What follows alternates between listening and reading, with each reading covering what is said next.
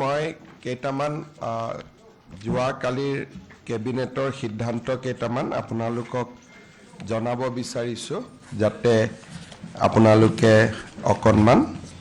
Update হৈ থাকিব পাৰে। আমি যোৱাকালি কেবিনেটত আমাৰ মুখ্যমন্ত্ৰীৰ আয়ুষ্মান অসম যোজনা এই যোজনাখন ৰূপায়ণ কৰিবৰ বাবে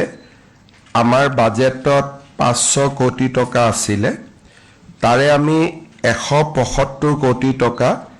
ইতিমধ্যে ব্যয় কৰিছো আৰু যোৱাকালি কেবিনেটে 325 কোটি টকা আৰু ব্যয় কৰিবৰ কাৰণে অনুমতি প্ৰদান কৰে। ইয়াৰ লগতে আমাৰ অসমৰ শক্তি খণ্ডত বিনিয়োগৰ বাবে বিশেষকৈ যিখিনি আমাৰ পাৱাৰ শৰ্টেজ হৈ আছে সেই পাৱাৰ শৰ্টেজ পূৰণ কৰিবৰ বাবে যোৱাকালি কেবিনেটে ভাৰত চৰকাৰৰ শক্তি পলিচিৰ অধীনত 500 মেগাৱাট পাৱাৰ 25 বছৰৰ কাৰণে ক্ৰয় কৰিবৰ বাবে অনুমোদন দিয়ে আৰু প্ৰতি ইউনিটত 5 টকা 79 পইচা দৰত এই আমি পাৱাৰ কিনিব পাৰিম আৰু ইয়াৰ দ্বাৰা আমাৰ বৰ্তমান যি অকণমান পাৱাৰৰ শৰ্টেজ আছে সেইখিনি আমি পূৰণ কৰিব পাৰিম। ইয়াৰ পিছত মই আৰু দুটা কথা আপোনালোকক জনাব খুজিছোঁ যে যোৱাকালি আমাৰ বাতৰি কাকতবিলাকত এটা আৰু টিভি বিলাকতো এটা বাতৰি প্ৰচাৰ হৈছিল যে ৰাজ্যিক কৰ্কট প্ৰতিষ্ঠানত অভাৱনীয়ভাৱে ৰোগীৰ মাচুল বৃদ্ধি হোৱা বুলি। আমি যেতিয়া গোটেই বিষয়টো পৰীক্ষা কৰোঁ তাত এটাই কথা আমি বুজি পাওঁ যে 10,000 টকা তেওঁলোকে ৰোগীৰ পৰা আগধন ল'বৰ কাৰণে এটা নিৰ্দেশ দিছিলে আৰু সেই নিৰ্দেশটো যোৱাকালি ৰাতিয়ে মই বাতিল কৰিবৰ বাবে তেওঁলোকক নিৰ্দেশ দিছোঁ আৰু তেওঁলোকে এইটো বাতিল কৰিছে। বাকী বাতৰি কাকত বা সংবাদ মাধ্যমৰ এটা কনফিউজন আছিলে যিখিনি মাচুল বৃদ্ধি কৰা হৈছিলে এই মাচুল বৃদ্ধি অকল কাৰ্ডৰ পেচেণ্টৰ ওপৰতহে কৰা হৈছে। তাৰমানে যাৰ আয়ুষ্মান অসম কাৰ্ড আছে, আয়ুষ্মান ভাৰত কাৰ্ড আছে, মেডিক্লেইম আছে, ইঞ্চুৰেঞ্চ আছে বা কৰ্পৰেট সেক্টৰৰ পেচেণ্ট আছে তেওঁলোকৰ কাৰণেহে বৃদ্ধি হৈছে। সাধাৰণ মানুহৰ কাৰণে এই নন কাৰ্ড হোল্ডাৰ সাধাৰণ মানুহৰ কাৰণে কোনো মাচুল বৃদ্ধি হোৱা নাই আৰু সেইবাবে এই ক্ষেত্ৰত যি বাতৰিত ওলাইছে বাতৰিটো তথ্যৰ ওপৰত সন্নিবিষ্ট নহয় কাৰণ আমাৰ কৰ্কট প্ৰতিষ্ঠানত 98% পেচেণ্ট 98% পেচেণ্ট কাৰ্ড লৈ হাতত যায়। গতিকে তেওঁলোকে কোনো মাচুল দিব নালাগে, তেওঁলোকে বিনা পইচাত সোমাই বিনা পইচাত ওলাই যায়। এই যি মাচুল লোৱা নোলোৱা এইটো কেন্সাৰ ইনষ্টিটিউট আৰু অসম চৰকাৰৰ মাজত। যদি দাম বৃদ্ধি কৰিছে অসম চৰকাৰে দিব লাগিব, যদি দাম বৃদ্ধি কৰিছে তাক ভাৰত চৰকাৰে দিব লাগিব, যদি দাম বৃদ্ধি কৰিছে তাক ইঞ্চুৰেঞ্চ কোম্পানীয়ে দিব লাগিব, যদি দাম বৃদ্ধি কৰিছে তাক ONGC অইল ইণ্ডিয়াৰ দৰে কৰ্পৰেটে দিব লাগিব। কিন্তু যাৰ কাৰ্ড নাই, সাধাৰণ পেচেণ্ট যাৰ কাৰ্ডো নাই একো নাই বা খালি মাত্ৰ OPDত আহিছে তেওঁলোকে আগৰ দৰে যি পঞ্জীয়ন মাচুল 100 টকা 100 টকাই দিব, জেনেৰেল বিচনা 200 টকা আছিল 200 টকাই দিব, ICUত 1500 টকা আছিল 1500 টকাই দিব, কেবিন হলে 3000 আছিল 3000 দিব, চেয়াৰ কেবিন 2000 আছিল 2000 দিব। তাৰমানে আপোনাৰ মোৰ লগত যদি কাৰ্ড নাই, যেনেকুৱা সাংবাদিক এজনৰ হাতত কোনো কাৰ্ড নাই, তেওঁ গলে পুৰণা ৰেটটোৱে পাব। কিন্তু যদি মানুহজন দুখীয়া হ'ব পাৰে কিন্তু কাৰ্ডখন লৈ গৈছে তেতিয়া কাৰ্ডত আমি এই দামটো বেছিকৈ ল'ম কাৰণ ভাৰত চৰকাৰৰ পৰা আমি টকাখিনি উভতাই পাম। সো ভাৰত চৰকাৰে যেহেতু আমাক টকাটো দিব বঢ়ালেও গতিকে আমি ভাৰত চৰকাৰৰ পৰা টকাটো লোৱাটো কাৰো আপত্তি থাকিব নালাগে ইন্স্যুৰেন্স কোম্পানীয়ে টকাটো আমাক দিব তেওঁলোকৰ পৰা টকাটো লোৱাত কাৰো আপত্তি থাকিব নালাগে বা ONGC অইল ইণ্ডিয়াই দিব তেওঁলোকৰ পৰা লোৱাটো আপত্তি নাই কাৰণ তেতিয়া আমি হস্পিটালখন ভাল কৰি চলাব পাৰিম কিন্তু যাৰ কোনো কাৰ্ড নাই সাধাৰণ মানুহ বা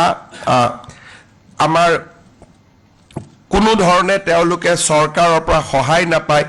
তেওঁলোকৰ কাৰণে দাম আগৰ দৰে থাকিব গতিকে মই ভাবো যে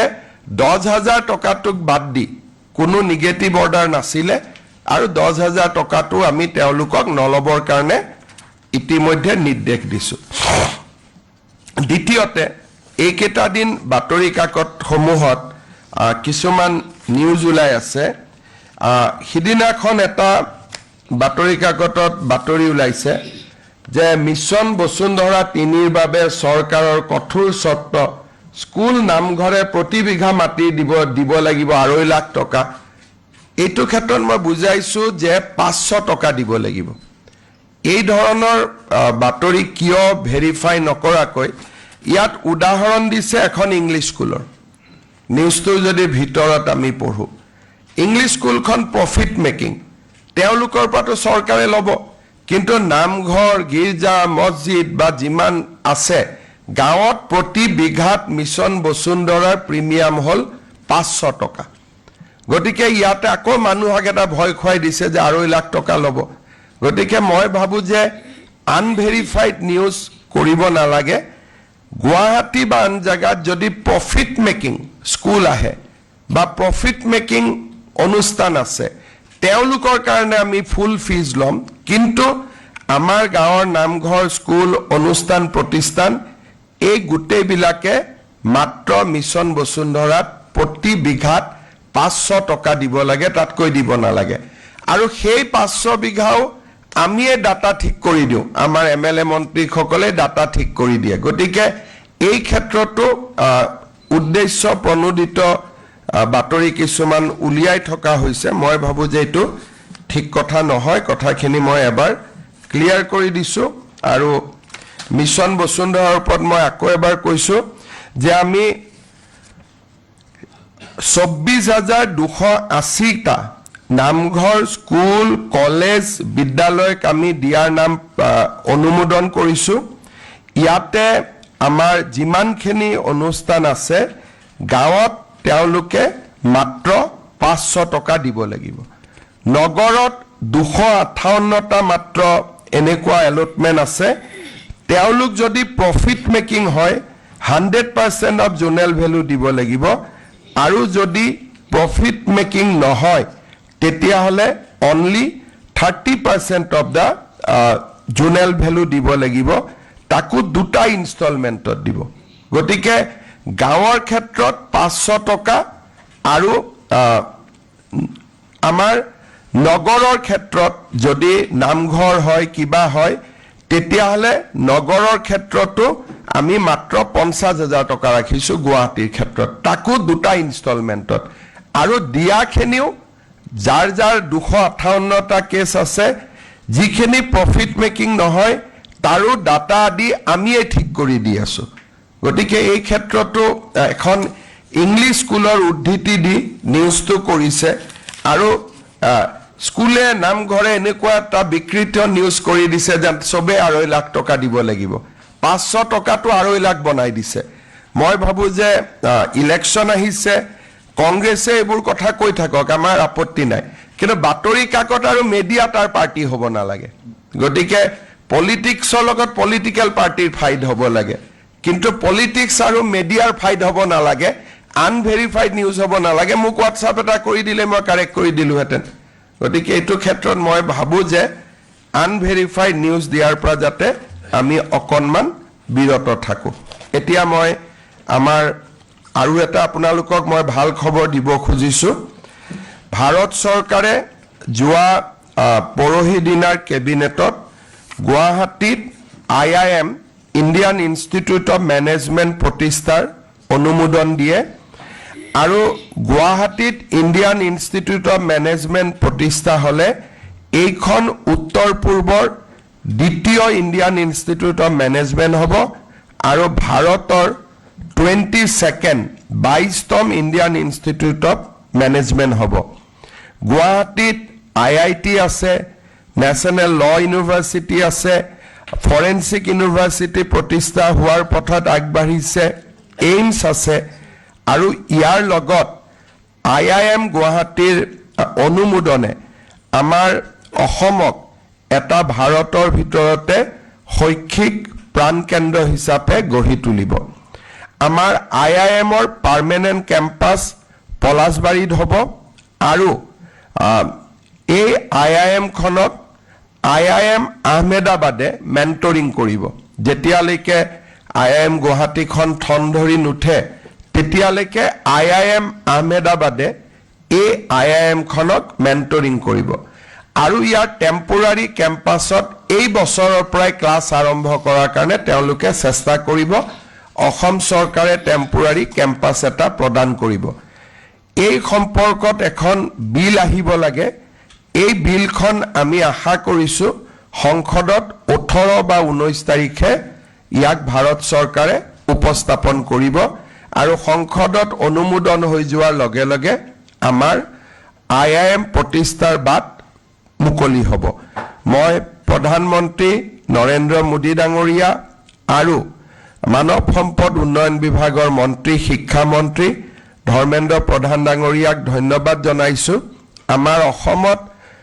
প্ৰত্যেকখন সেন্ট্ৰেল গভৰ্ণমেণ্টৰ ইনষ্টিটিউট আছিল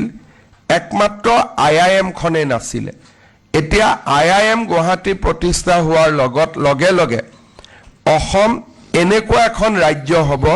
য'ত নেকি ভাৰত চৰকাৰৰ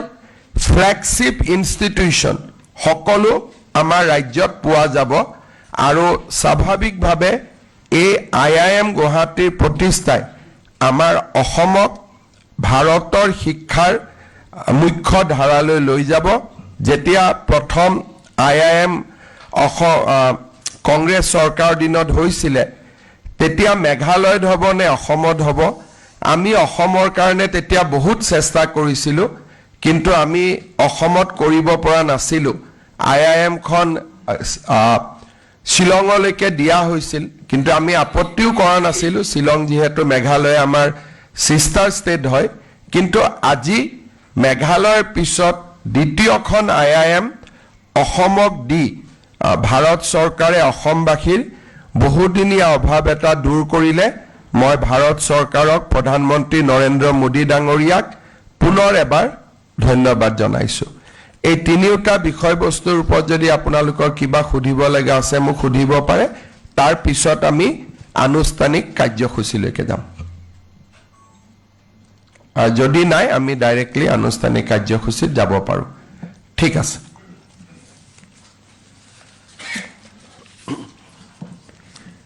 মাননীয় মুখ্যমন্ত্ৰী মহোদয় সংবাদ মাধ্যমক সম্বোধন কৰাৰ লগে লগে মাননীয় মুখ্যমন্ত্ৰী মহোদয়ৰ অনুমতি সাপেক্ষে আমি আজিৰ আনুষ্ঠানিক সভাৰ মাজলৈ আগবাঢ়িবলৈ বিচাৰিছো পৰম শ্ৰদ্ধাৰ সুধীবৃন্দ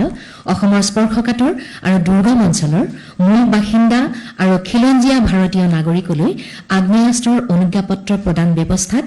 সেৱা হেতু পোৰ্টেলত নাগৰিক সেৱা হিচাপে অন্তৰ্ভুক্ত কৰি আঁচনিখনৰ শুভাৰম্ভ কৰিবলৈ অসম চৰকাৰৰ গৃহ আৰু ৰাজনৈতিক বিভাগৰ উদ্যোগত আয়োজন কৰা আজিৰ এই অনুষ্ঠানলৈ মাননীয় মুখ্যমন্ত্ৰী মহোদয়ৰ প্ৰমুখ্যে ইয়াত উপবিষ্ট আপোনালোক প্ৰতিগৰাকী অভ্যাগতকে সাদৰ সম্ভাষণ জনাই আজিৰ অনুষ্ঠান আনুষ্ঠানিকভাৱে আৰম্ভ কৰিবলৈ লৈছো অসম সংগীতেৰে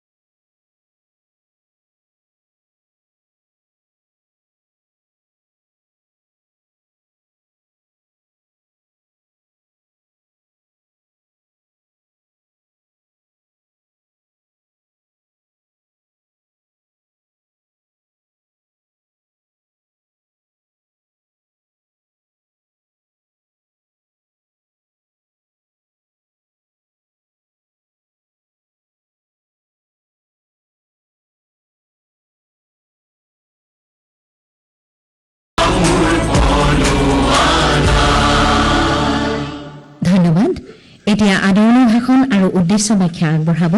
গৃহ আৰু ৰাজনৈতিক বিভাগৰ দায়িত্বত থকা মাননীয় অতিৰিক্ত মুখ্য সচিব শ্ৰীযুত অজয় তিৱাৰী দেৱে।